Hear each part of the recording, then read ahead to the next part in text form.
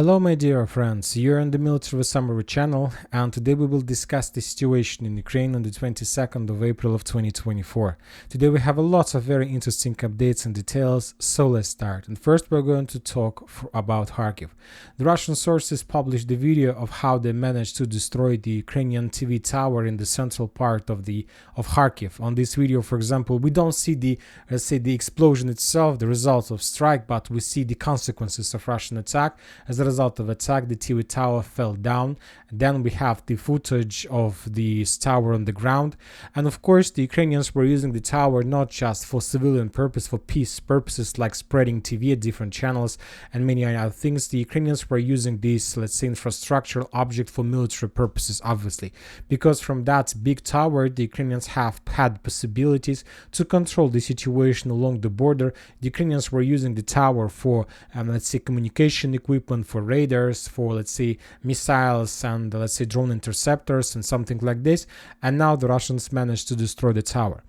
And this is very important because also the sources from the ground reported that currently there is a very big problems among the civilians with TV, with the Ukrainian TVs and so on. And this is also part of propaganda, also a part of, let's say, fight of battle between Russia and Ukrainian propaganda in the region. The Russians, of course, before offensive operation, tried to cut the signal from the mainland and to reduce the influence of Kiev on this region.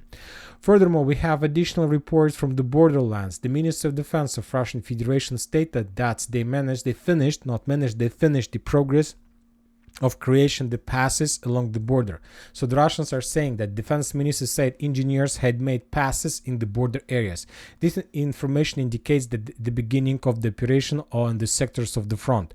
So we know that when the front line is, let's say, stable, static, then both sides from one side and another try to establish as many as possible minefields just in case, let's say, to reduce chances of enemy or to, let's say, break through defense belt. And now and every time, let's say, anybody wants to start offensive operation, first it's important, let's say, as must to clear your own, let's say, territory from mines, which will allow you to move further, let's say, on the territory of the opponent. So this is exactly what the Russians managed to complete, and according to information we have, the Russians cleared the area along the border in the vicinity along the Sumy region and Kharkiv Sumy region as well. Furthermore, the sources reported, and the Russian sources reported, that say that's not like report, it's like suggest that the Russians on the Telegram channel start spreading information, suggesting civilians to leave Kharkiv as soon as possible. For now, we need to understand a few things. That currently nobody knows for sure that the Russians are going to start their offensive operation exactly in Kharkiv region. Of course, we see, let's say, significant pressure from the Russian side, media pressure, let's say, military pressure, different kind, let's say, propaganda pressure. And I'm not sure whether the Russians are going to attack on this direction or not, but we can tell for sure that the Russians are doing everything they can to force people in the region, civilians, Ukrainian military authorities, to think that the Russians are going to attack on this direction.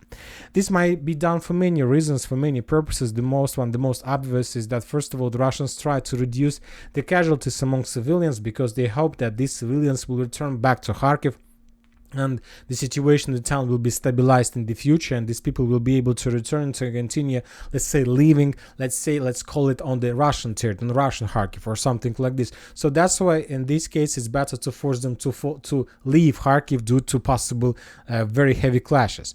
But from the other side, we understand that by this the Russians first of all try to to increase the panic among civilians, to overload the traffic, the roads, the railways with civilians, because this can lead to, let's say, collapse of Ukrainian railways communication, and then the Russians will be able to attack on some other direction. And the most important, the Russians are trying to force Ukrainians to think that they're going to attack here, but meanwhile they will make, let's say, the primary attack somewhere else, let's say in Avdiivka or Donetsk or even Kherson or Odessa regions. So one thing I know for sure, that currently nobody knows for sure from Ukrainian side where exactly the Russians are going to attack. Probably there are just 4 people in Russian army who knows for sure where exactly the Russians are going to attack. It's the Minister of Defense, it's of course Putin himself, it's of course the head of the Russian army, and maybe the general, let's say commander of the direction of the primary directions. Just 4 people knows,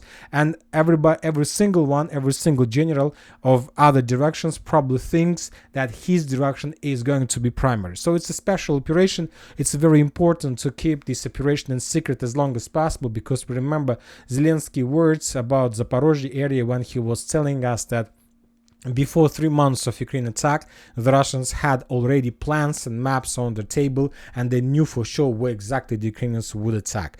And that led in the end to significant losses from the Ukrainian side. Up to 200,000 soldiers the Ukrainians lost during the greatest Ukrainian counteroffensive operation.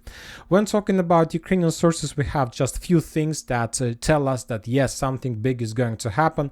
Today we got more details about the report of the Budanov, the head of Ukrainian intelligence. He stated that the situation in the late May and the beginning of June is going to be very difficult, because the Russians are going to start exactly in this period of time the greatest Russian offensive operation, and that is going to be very difficult. But according to him, the Ukrainians are ready, or will be ready to let's say repulse this attack, and soon they're going to receive some help from the Western countries, which will help them to stabilize the situation. And also the military aid right before on the verge of Russian offensive. So everything indicates that something big is going to happen, obviously after the Orthodox Easter and the Victory Day that the Russians celebrate on the 9th of May. So we'll see what is going to be next, but soon, it's just few weeks before the biggest Russian offensive. Now we are moving to Donetsk direction, to Avdiivka direction more precisely, in the area of Ocheretyne. We have a lot of updates, we have a lot of icons, as you can see. The Russians continue offensive operation. Different mappers have already updated their maps showing Russian control over the southern part. Furthermore, we have geolocation confirming the Russian presence in the, let's say, southwestern part of the stronghold. In this video we can see the Ukrainian Bradley counterattacking the Russians on the edge buildings of the settlement, which confirms that the Russians have already established control over the most, let's say, western, the most southwestern buildings of the stronghold. Furthermore, some Russian sources reported that the Russians managed to break through the Ukrainian defense belt along the railways, and that the central part of Ocheretyne is already under Russian control, and that the Russians are not going to stop. They continue pressure, and most likely, if situation develops the same way, most likely during the next few days, the entire Ocheretyne will fall and the Ukrainians will be forced to fall back. So, and this is the reason why I'm telling you that most likely that Ukrainians currently don't know for sure where exactly the Russians are going to start their offensive operation, because we see that yes, Kharkiv is a primary target for the Russians, of course, but we see a collapse of Ukrainian defense belt exactly on Pokrovsk, Konstantinovka direction. So from logical perspective, from this perspective, of course, it is much more better and much more important to start offensive operation in this direction. Because just give me a few seconds, I will explain to you why. Because if Ocheretyne falls within the next few days, that means, and obviously everything tells us that something like this is going to happen, that means that most likely the Russians during the next few days will be able to establish control over this territory. And of course, the establishing control over the entire Ocheretyne will lead to the situation when Keramik and Kalinovo will fall automatically, and the Russians will be able to establish control over something like this as well. And first of all, if we take a look at new configuration of the line of combat contact, the first things that comes to our minds is that the Russians by this achievement are getting to the operational space, and it's not so far from the main logistic road between, let's say, Ocheretyne and the road N32 between Pokrovsk and Konstantinovka itself. So basically from Ocheretyne the Russians will be able to establish already fire artillery control over the main supply road of Ukrainian garrison in Konstantinovka, Drushkovka, Slavyansk and Kramatorsk. And what can stop the Russians to continue moving further to the north in direction of Stepanovka and Konstantinovka from the south, and when the Russians will try to bypass Toretsk, New York, and let's say all these towns and settlements, let's say from the west, and to establish control over something like this.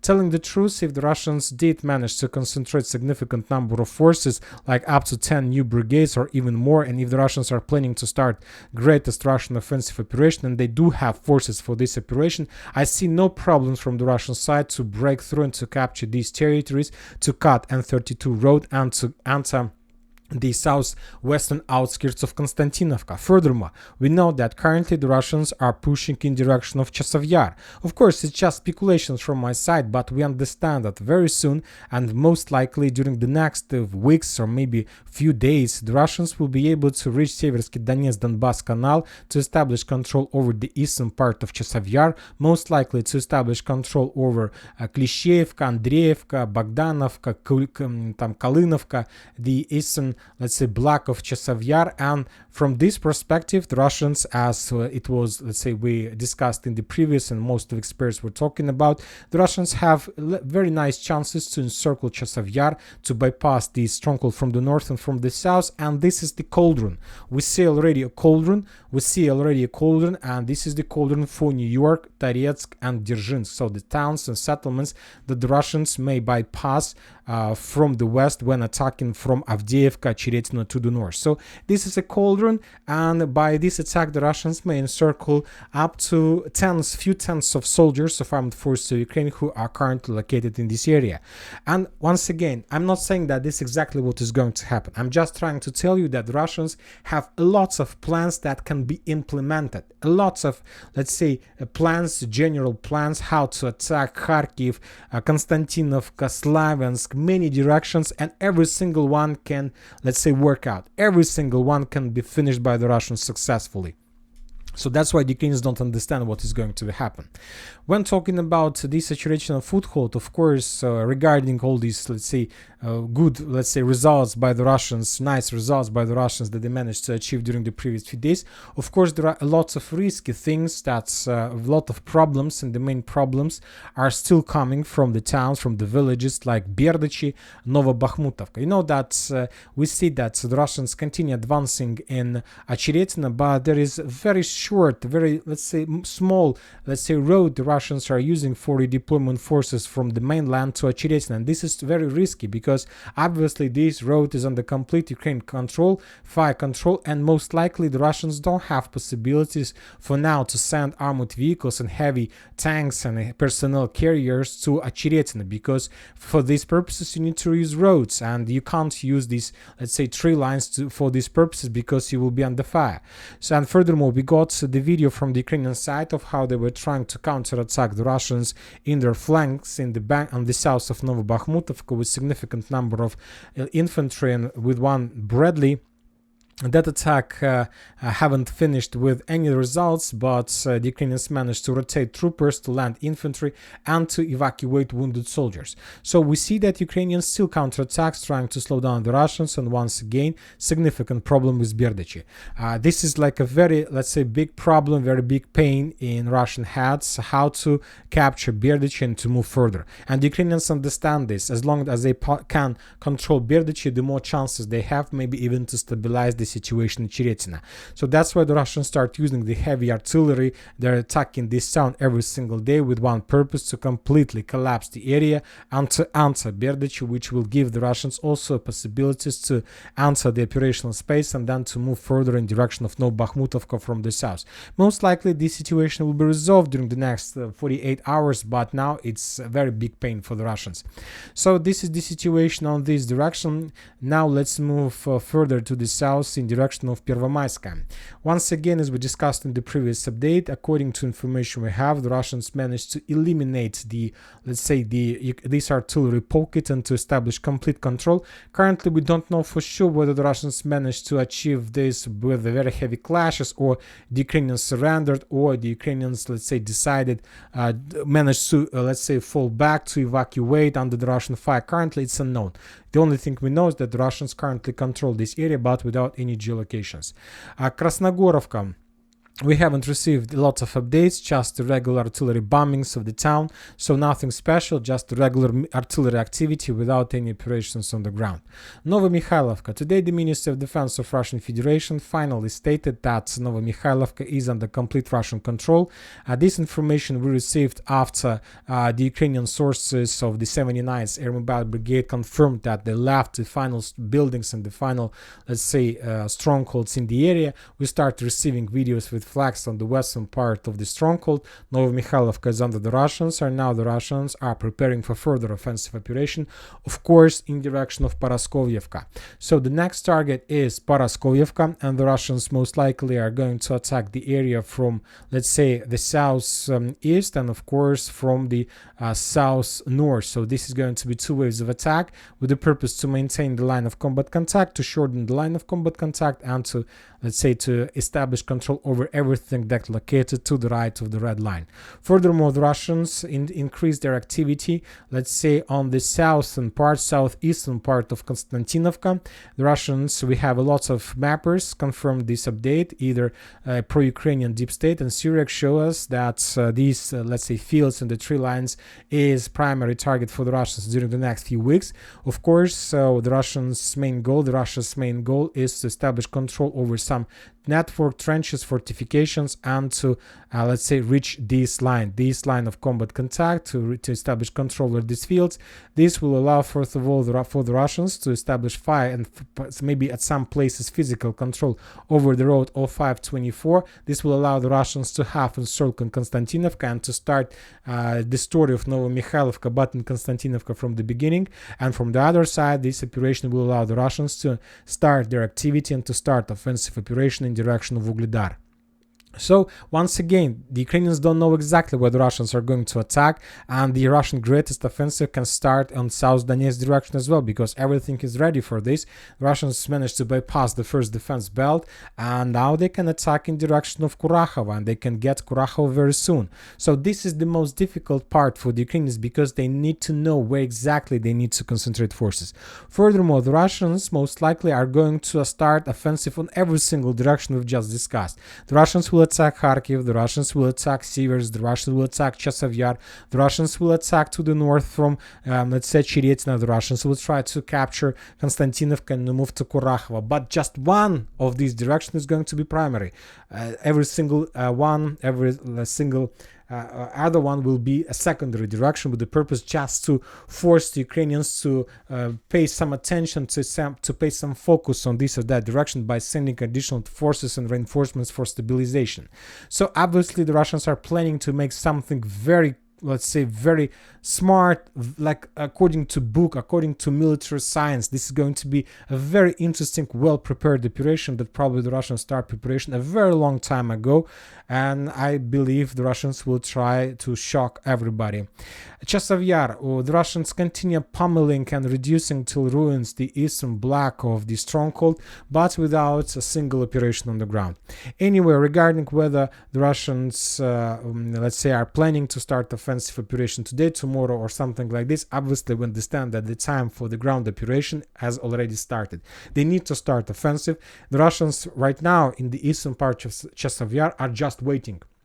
They're waiting for the end of Ocheretyne. The Russians in Chasiv Yar are waiting the end of preparation in Kharkiv direction. They're waiting the finish in the end of South Donetsk and Novomikhailivka operation. So they are ready. The Russian soldiers in Chasiv Yar are already ready to start offensive. The only thing they're doing is just they're waiting when the other forces will reach the zero line when everybody at the same time will be able to launch offensive all over the line of combat contact and all over the front line. Furthermore, according to information we have, the Russians have already established complete control over the main supply road. The main, let's say, this is the bridge and this is Siversk Donetsk-Donbass Canal. Currently nothing can leave the eastern Chasiv Yar. Everything is under complete Russian fire control. So for now on, the Ukrainians lost their possibilities from the eastern Chasiv Yar for evacuation. So the situation is critical, very interesting, and probably one of the most important updates are coming from Siversk direction. Today the Russians reported, and the Ukrainian sources reported, that the Russians, as a result of offensive operation, managed to break through the Ukrainians' first defense belt in the vicinity of Razdolovka and basically to enter the first streets of the village and to establish control over the first buildings in this Razdolovka.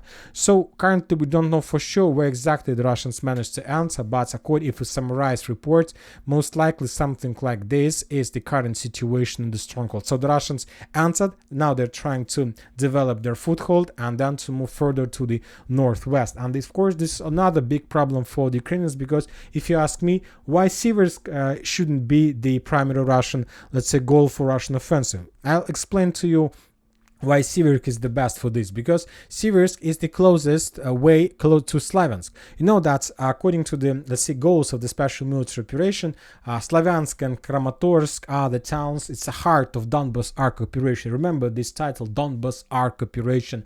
So we were using this title in the 2022 because it was like the plan, let's say the main plan of the Russians, Donbas Arc operation, and the Slaviansk and Kramatorsk were the heart of that operation. And when talking about finishing of one of the Russian goals in the special military operation, I'm talking about restoring control over the entire Donetsk region. The main thing the Russians need to do is to capture Slaviansk and Kramatorsk. And when calculating the shortest distance to the town, the shortest, let's say, road goes through Siversk. So this is the two shortest distances, shortest, let's say, roads to attack and to establish control over the main town, basically, of the special military operation, at least of 2022 stage year. So this also probably one of the Russian goals, might be one of the Russians' goals.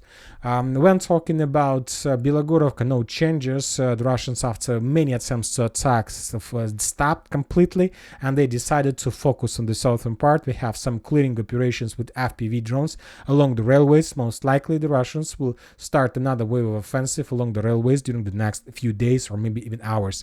Southern Kupiansk direction, we don't have anything, as well as northern Kupiansk direction, nothing special. The only thing we know for sure, it's significant concentration of forces, but as you can see, without any changes on the ground. Maybe that was the main, let's say, plan of the Russians, to force the Ukrainians to keep some forces, but without any activity. Kyiv, we have lots of political updates and events. Once again, the United States of America adopted the law to send Ukraine additional military aid, but most likely this military aid is not going to help Ukraine because it's too late. It's too late. This military aid would be very good and maybe even perfect if Ukrainians received military aid somewhere in January or February of 2024, but not 2 weeks before the beginning of Russian greatest offensive operation. It's too late, and it will not be enough. Anyway, I'm trying to tell you that most likely the military help Western countries send Ukraine will help the Ukrainians to stabilize the line of combat contact, but not according to current configuration. Very likely that help Ukrainians are going to receive maybe will help the Ukrainians to stabilize the front line, maybe along this line, maybe a little bit to the west, to the east, I don't know for sure, but not on the current, let's say, line of combat contact. The Russians most likely will be able to take under control additional territory. And once again, before we finish the video, we were talked that every single direction might be the possible Russian primary target for attack, including Odessa. You know that Odessa was bombed by the Russians significant number of times during the previous weeks. The Russians destroyed infrastructure. The Russians have some agreements with Gagauzia, the region on the southern part of Moldova. If maybe you know, maybe not, that Gagauzia is the region, let's say, opposition region is located in the probably somewhere here in this part of Moldova, which is very close to, let's say, to Odessa region. Also, we have the Transnistria, so it's best footholds, let's say, to support big Russian army in Odessa region. There is a food, there is a people, service, maintain hospitals, everything the Russians need. If they need at least the basic needs like food, water, and meat or something like this. They can get these products from let's say Transnistria and Gagauzia. They don't need to have even connection with the Crimea or Kherson if Ukrainians will be able to stabilize the situation around Odessa. So lots of plans, lots of ways what can be done, what can be made in the next few weeks and months. And obviously I know for sure just one thing, that something interesting is going to happen. And that's it for the video. Military Summary channel reminds to condemn any violence in the world. Thank you for watching. Subscribe to my channel, put your likes, join my Patreon, and have a good day. Bye bye.